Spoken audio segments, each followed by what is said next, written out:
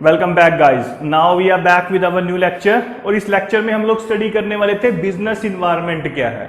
Then हम लोग study करेंगे बिजनेस इन्वायरमेंट के फीचर्स क्या हैं, and at last of this lecture we are going to study about the importance of business environment. So सबसे पहले हम ये स्टडी करते हैं बिजनेस इन्वायरमेंट है क्या। अगर मैं ह्यूमन बीइंग की बात करूं तो इन्वायरमेंट क्या था भैया, जो मेरे आसपास सराउंडिंग्स है वो सारा मेरा इन्वायरमेंट है। वो क्या करेंगी, मेरे लिए अपॉर्चुनिटीज लेके आएंगी और थ्रेट्स भी लेके आएंगी। अगर इन्वायरमेंट पोल्यूटेड है तो प्रॉब्लम, और अगर अच्छा है तो I will enjoy my life. In the same way we have the business environment. हम लोग ये चेक करते थे बिजनेस इन्वायरमेंट में कि भैया बिजनेस के सराउंडिंग्स कैसी हैं उस बिजनेस के लिए, क्या वो बिजनेस के लिए अपॉर्चुनिटीज लेके आ रही हैं या प्रॉब्लम्स क्रिएट कर रही हैं, थ्रेट्स लेके आ रही, राइट। सो इन्होंने यही चीज कही, इन्होंने कहा बिजनेस इन्वायरमेंट में हम लोग स्टडी करते हैं वो सारे फैक्टर्स जिसके ऊपर बिजनेस का कंट्रोल नहीं है, राइट। इंटरनल फैक्टर्स को हम लोग इंक्लूड नहीं करेंगे, हम वो फैक्टर्स इंक्लूड करेंगे जो बिजनेस के बाहर के हैं, जिसके ऊपर बिजनेस का कंट्रोल नहीं है। और वो क्या कर रहे थे, बिजनेस के लिए या तो अपॉर्चुनिटीज लेके आ रहे थे या थ्रेट्स लेके आ रहे थे। अपॉर्चुनिटी मींस कोई अच्छी चीजें लेके आ रहे थे जिससे बिजनेस ग्रो करेगा, एंड थ्रेट मींस वो सारी चीजें जो बिजनेस के लिए प्रॉब्लम क्रिएट कर सकती हैं, राइट गाइस। तो कभी भी कहीं भी आप बिजनेस एस्टेब्लिश करने जाओ तो आप लोगों को सबसे पहले क्या करना चाहिए, उस जगह का इन्वायरमेंट चेक करना चाहिए। उस पर्टिकुलर बिजनेस के लिए क्या कंडीशन फेवरेबल है या एडवर्स है, right. So now we will study what is business environment. इसमें बोला it is the combination of those factors which influence business and over which business has no control. Means ये वो सारे factors को include करता था जो बिजनेस को इन्फ्लुएंस करते हैं, प्रभावित करेंगे, और बिजनेस का इनके ऊपर कोई भी कंट्रोल नहीं है। और ये क्या करते थे फैक्टर्स, बिजनेस के लिए थ्रेट्स भी लेके आएंगे और अपॉर्चुनिटीज भी। थ्रेट्स मतलब they can create a problem for business, और अपॉर्चुनिटीज का मतलब क्या था कि नई नई हम लोगों के पास चीजें आ सकती है जो मेरे बिजनेस के लिए बेनिफिशियल हो, राइट गाइस। तो ये था हम लोगों के पास meaning of business environment. In short वो सारे फैक्टर्स बिजनेस इन्वायरमेंट में हम कंसीडर करते हैं जिसके ऊपर हमारा कंट्रोल नहीं है, लेकिन उनका इंफ्लुएंस मेरे बिजनेस के ऊपर है, राइट गाइस। तो बिजनेस इन्वायरमेंट के फीचर की तरफ चलते हैं। First one, totality of external forces. अब इन्होंने कहा बिजनेस इन्वायरमेंट में क्या था, हम लोग सिर्फ एक्सटर्नल फोर्सेस को लेके चलेंगे, बिजनेस से बाहर की forces. Forces can be of two type, one is called internal and second is called, so on internal forces a business have proper control। so हम लोगों ने कहा इंटरनल को तो आप बाहर कर दो, हम किसको लेके चलेंगे, सिर्फ एक्सटर्नल फोर्सेस को जिसके ऊपर बिजनेस का कोई कंट्रोल नहीं है। Then specific forces and general forces. अब इन्होंने कहा जो एक्सटर्नल फोर्सेस है ना उसको भी इन्होंने डिवाइड कर दिया, स्पेसिफिक फोर्सेस और जनरल फोर्सेस। स्पेसिफिक फोर्सेस वो फोर्सेस थी जो सिर्फ मेरे बिजनेस को या सिर्फ एक बिजनेस को इंपैक्ट करती हैं, राइट। मेरे बिजनेस के कस्टमर सिर्फ मेरे बिजनेस को इंपैक्ट करने वाले हैं। तो ऐसी फोर्सेस जो सिर्फ सिंगल बिजनेस को इंपैक्ट करेंगी, that will be come under specific forces. And general forces वो सारी फोर्सेस जो सारे बिजनेस को इंपैक्ट करती हैं। फॉर एग्जांपल जीएसटी हम लोगों के पास आया था, that will be include under general forces, क्योंकि इसका क्या था, हर एक बिजनेस के ऊपर इंपैक्ट पड़ गया। पॉलिटिकल इन्वायरमेंट किसी कंट्री का, सोशल इन्वायरमेंट किसी कंट्री का, that will be come under general forces, क्योंकि हर एक बिजनेस को सेम वे में इंपैक्ट करेगा। Inter relatedness. अब इंटर रिलेटेडनेस क्या थी, इन्होंने कहा जो बिजनेस के फैक्टर्स है ना, मतलब बिजनेस इन्वायरमेंट है उसमें जो फैक्टर्स है वो इंटर रिलेटेड है। वो कैसे, अगर मेरी इनकम इंक्रीज हो जाए तो क्या होगा, मेरी डिमांड भी बढ़ जाएगी, डिमांड बढ़ेगी तो क्या होगा, प्रोडक्शन बढ़ जाएगी, बढ़ानी पड़ेगी हम लोगों को, प्रोडक्शन बढ़ेगी तो इंप्लॉयमेंट बढ़ेगा, इंप्लॉयमेंट बढ़ेगा तो फिर इनकम बढ़ जाएगी।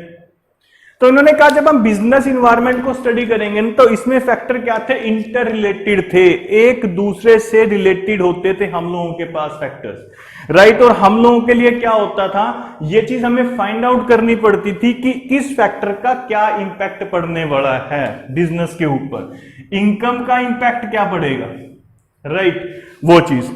अनसर्टेनिटी,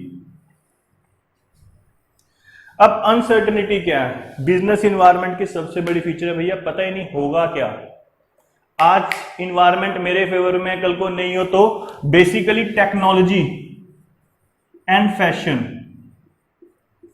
इन दोनों चीजों में अनसर्टेनिटी सबसे ज्यादा थी। आज मैं कोई सेलफोन लेके आया, उसका प्राइस था 16,000, कल मार्केट में नई टेक्नोलॉजी का आ गया तो उसका प्राइस अपने आप कम हो गया और जो कंपनी वो सेल बना रही थी उसके लिए प्रॉब्लम क्रिएट हो गई। तो उसने कहा इसमें क्या था, अनसर्टेनिटी बहुत थी, मींस हमें पता ही नहीं होता कि क्या कब हो जाए, राइट। डायनामिक नेचर, अब डायनामिक नेचर क्यों था, डायनामिक नेचर इसलिए था, इन्होंने कहा ये क्या है, टाइम टू टाइम चेंज होता रहता है। कैसे चेंज होगा, सपोज हम लोग बात करते हैं, पहले हम लोगों ने क्या किया, हम लोगों के पास ब्लैक एंड व्हाइट टीवी थे, वो किस में कन्वर्ट हो गए, कलर टीवी में। देन कलर टीवी भी किस में कन्वर्ट हो गए, एलईडी, एलसीडी, वो सारी चीजें। तो इसका मतलब जो बिजनेस इन्वायरमेंट है ना वो डायनेमिक है, एक जगह फिक्स रहने वाला नहीं है। आप ये नहीं सोच सकते कि हाँ आज इन्वायरमेंट मेरे फेवर में है तो कल को भी रहेगा, no. According to time business environment क्या हो जाएगा, चेंज हो जाएगा। इट इज डायनेमिक, चेंज होने वाली चीज है। कॉम्प्लेक्सिटी, अब कॉम्प्लेक्सिटी का मतलब क्या था, इन्होंने कहा इसको समझना बड़ा टफ है। मैंने कहा गवर्नमेंट ने अपनी मॉनेटरी पॉलिसी चेंज कर दी। अब जब गवर्नमेंट ने मॉनेटरी पॉलिसी चेंज की ना, इसका इंपैक्ट बहुत सारे सेक्टर्स पे पड़ने वाला था, इनडायरेक्टली और डायरेक्टली। अगर मैंने कहा गवर्नमेंट कहती है इंटरेस्ट ऑन लोन कम कर दो या इंटरेस्ट रेट कम कर दो, क्या होगा, लोगों की डिमांड बढ़ेगी, प्रोडक्शन बढ़ेगी, तो इसका इंपैक्ट बहुत सारी चीजों के ऊपर पड़ने वाला था। तो इन्होंने कहा कि ये कॉम्प्लेक्स है, हम ये नहीं बता सकते कि एक फैक्टर में अगर चेंज होगा तो उसका चेंज कहां तक इकोनॉमी में इंपैक्ट करने वाला था, इफेक्ट करने वाला था। रिलेटिविटी, अब बिजनेस इन्वायरमेंट क्या था, हर जगह पे अलग अलग होता। अगर आप इंडिया की बात करो, इंडिया में कुछ एरिया में बीफ मिल जाता है और कुछ एरिया में कंप्लीटली बैन है, तो that is relativity. According to place क्या होता था, हम लोगों का बिजनेस इन्वायरमेंट क्या हो जाता है, चेंज हो जाता है। सबसे पहले हम लोगों ने पढ़ा इसके अंदर टोटलिटी, एक्सटर्नल फैक्टर लेंगे, दैट स्पेसिफिक, जर्नल। स्पेसिफिक वो जो एक को इंपैक्ट करेंगे बिजनेस को, जर्नल वो जो सारे बिजनेस को करेंगे।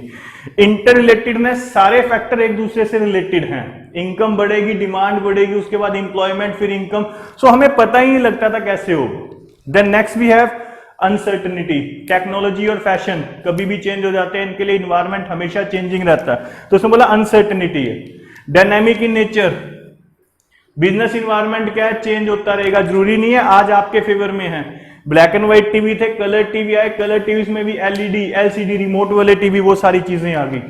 कॉम्प्लेक्सिटी समझना बहुत मुश्किल था हम लोगों के पास, एक फैक्टर में अगर चेंज होना उसका इंपैक्ट डिफरेंट फैक्टर्स पे भी पड़ सकता था। अगर गवर्नमेंट अपनी मॉनेटरी पॉलिसी चेंज कर दे, इंटरेस्ट ऑन लोन चेंज कर दे, डिफरेंट सेक्टर्स के ऊपर उसका इफेक्ट पड़ेगा। रिलेटिविटी, एक पर्टिकुलर प्लेस का बिजनेस इन्वायरमेंट अलग होगा। We have taken the example of beef. तो ये था हम लोगों के पास features of business environment. Now we will move to the importance. First one, first mover advantage. अब इन्होंने कहा देखो अगर आप बिजनेस इन्वायरमेंट का एनालिसिस करते हो ना तो आपको फर्स्ट मूवर एडवांटेज मिल जाता है। वो क्या है कि कोई चीज आपने सबसे पहले बना दी, जब आपने सबसे पहले बना दी ना तो उसका बेनिफिट आप ही को मिलने वाला था। तो इन्होंने कहा कि स्मॉल कार की अगर हम बात करें तो मारुति पहली कंपनी थी जिसने ये देखा था कि इंडिया में स्मॉल कार की डिमांड हो सकती है, इन्वायरमेंट फेवर में उन्होंने स्मॉल कार बना दी मारुति 800, और कितनी चली सबको पता है, राइट। सो उन्होंने क्या किया, फर्स्ट मूवर एडवांटेज ले लिया मारुति ने, वहां पे इन्वायरमेंट स्कैन किया, सबसे पहले वो चीज डाल दी। Warning signal. अब इन्होंने कहा जब आप बिजनेस इन्वायरमेंट का एनालिसिस करते हो ना तो वार्निंग सिग्नल भी आ जाता है, आपको पता लग जाता है ये चीज मेरे बिजनेस के लिए प्रॉब्लम क्रिएट कर सकती है। कैसे? टाटा नैनो लेके आया, जैसे ही टाटा ने बोला नैनो कार लॉन्च करेंगे, it will be the warning signal for Maruti 800, या मारुति की कंपनी के लिए क्या था? वार्निंग सिग्नल था कि भैया आपका कॉम्पिटिटर आपके मुकाबले में एक नई गाड़ी खड़ी कर रहा है, स्मॉल कार, राइट, वो चीज। Next we have tapping useful resources. अब ये क्या होता था? हम मैकडी की बात कर लेते हैं। अगर आप अब्रॉड में जाओगे तो वो क्या करते हैं? बीफ सर्व करते हैं अपने बर्गर्स में, लेकिन जब वो इंडिया में आए ना तो उनको पता लगा यार बीफ तो यहां मिलना इतना इजी नहीं है। तो उन्होंने क्या किया? उन्होंने कहा यूजफुल रिसोर्स देखो, उन्होंने बीफ को किसमें कन्वर्ट कर दिया? बीफ की जगह क्या लेना स्टार्ट कर दिया? पोटैटो लेने स्टार्ट कर दिए। क्यों? उनको पता था यहां पे पोटैटो क्या हो जाएंगे, बड़ी जल्दी मिल जाते। तो टैपिंग यूजफुल रिसोर्सेज, मैकडी ने क्या किया? यूजफुल रिसोर्स देखे अपने लिए टैप करना स्टार्ट कर दिया, बीफ को डायरेक्टली कन्वर्ट कर दिया पोटैटो के साथ, right. Next, coping with rapid changes. अब क्या था?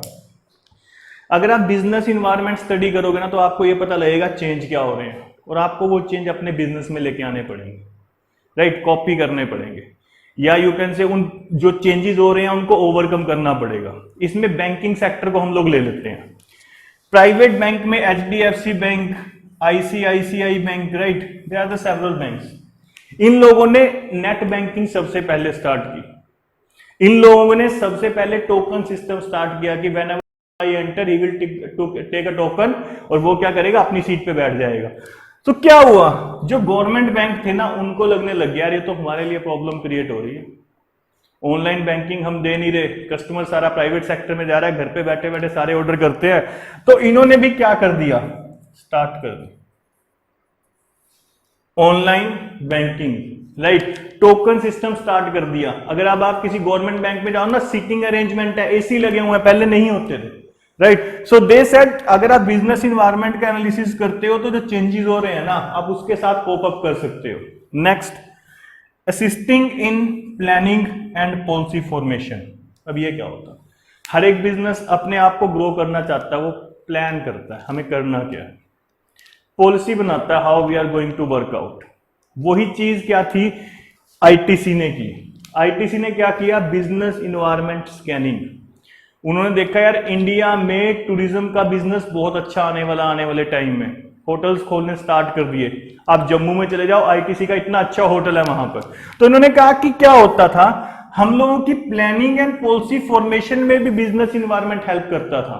ITC बेसिकली तंबाकू कंपनी थी, सिगरेट बनाते थे, अब वो किस में आगे? होटल्स में आगे। पॉलिसी फॉर्मेशन, प्लानिंग की उन्होंने, क्योंकि इन्वायरमेंट स्कैन कर लिया, चेक कर लिया भैया आने वाले टाइम में क्या होगा। The next, improvement in performance. अब ये क्या था?